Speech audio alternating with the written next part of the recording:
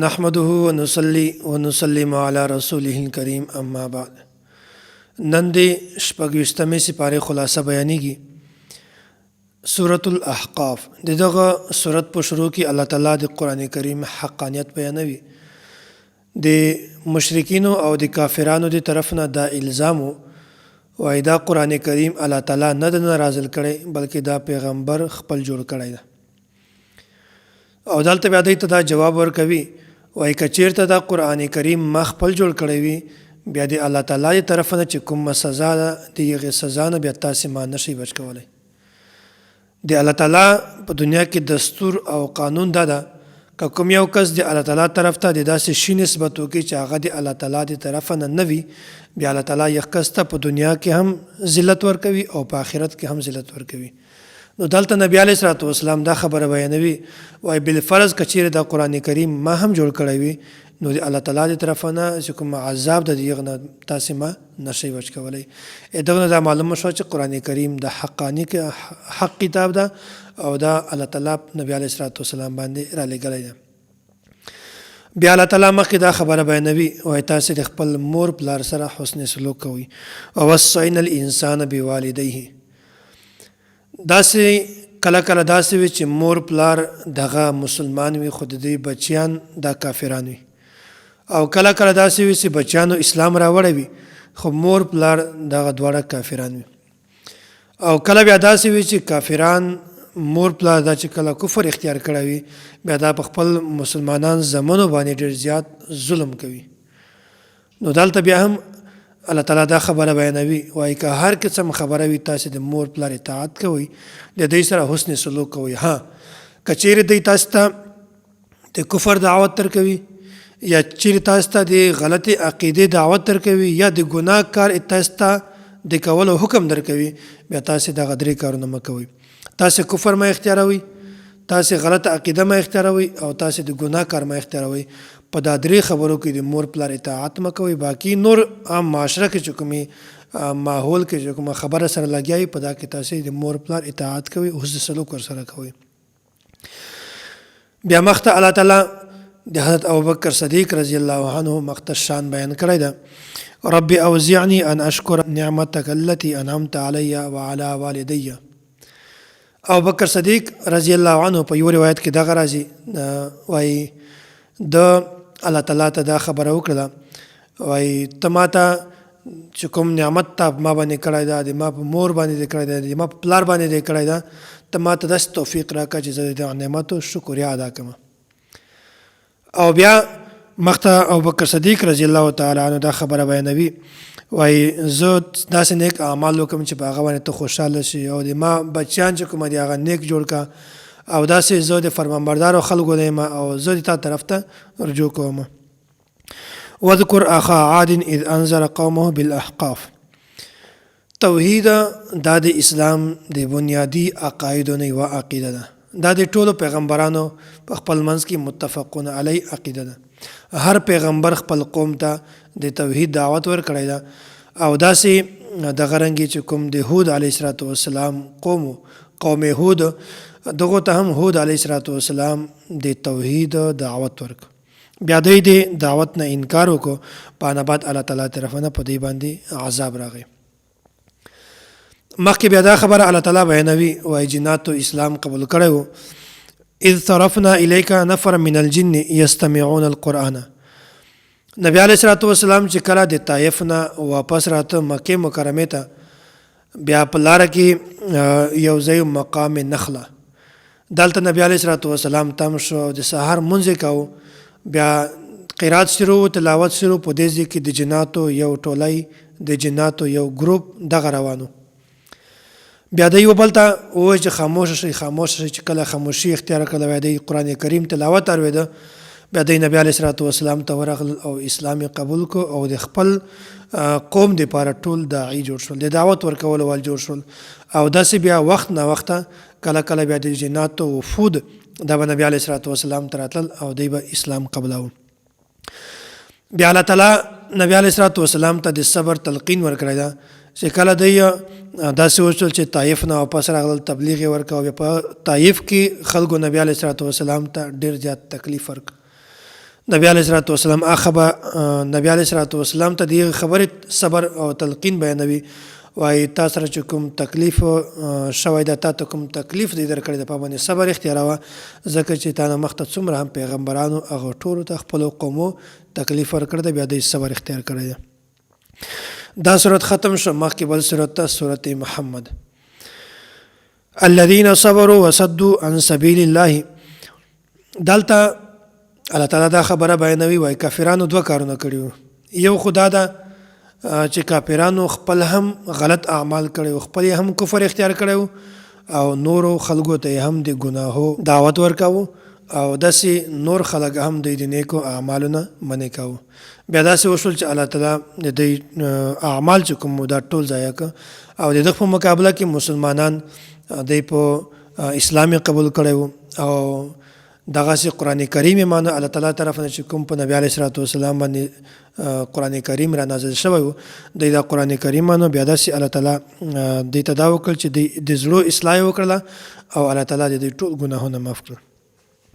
فاذا لقيتم الذين كفروا. بیا مخکې الله تعالی دلته دوه خبرې بیانوي، وایي د کافرانو چې کوم قیدیان دي د یو باره کې مسلمان حاکم دا دوه اختیار دی، یو خدا ده چې دینه فدیه واخلي او دوم دا ده چې دی قتل کی. نو دلته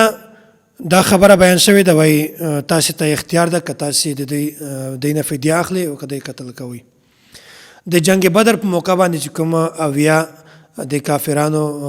چې کوم کسانو هغه قیدیان شوي، بیا داسې وشول چې په دغه وخت کې ډېرو صحابه کرامو دغه رایه ورکړې وه چې دوی نه د فدیه واخلي او دوی دې آزاد کړلی شي. بهرحال په دغه وخت کې د کمو صحابه کرامو دغه رایه وه، په هغه کې حضرت عمر فاروق رضی الله عنه هم و چې هغه ورته وویل چې دوی نه فدیه مه اخلي بلکې دوی قتل کوي. بیا نبی علیه الصلاه والسلام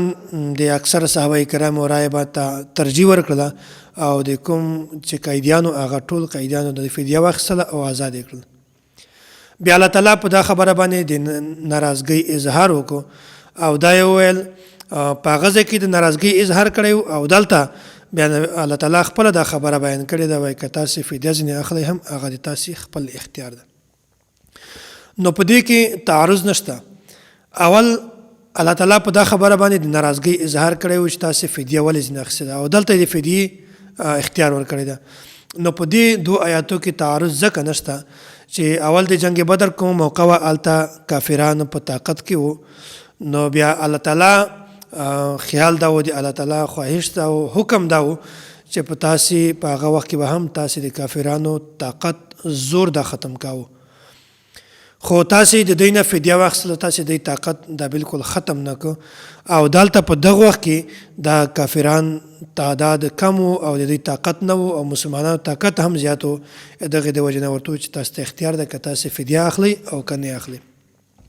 نو حاکم سړي ته مسلمان ته د قیدیانو باره کې 4 قسمه احکامات. یو خدا ده چې تاسې که دوی قتل کوئ قتل یې کوي او بل که دوی غلامان جوړوي خپل غلام یې جوړ کړي او درم نمبر فدیه ده. فدیه کې دا ده چې مال هم ده او د قیدیانو تبادله هم ده او 4مه دا ده چې تاسې بغیر د فدیه نه دوی آزاد کړي.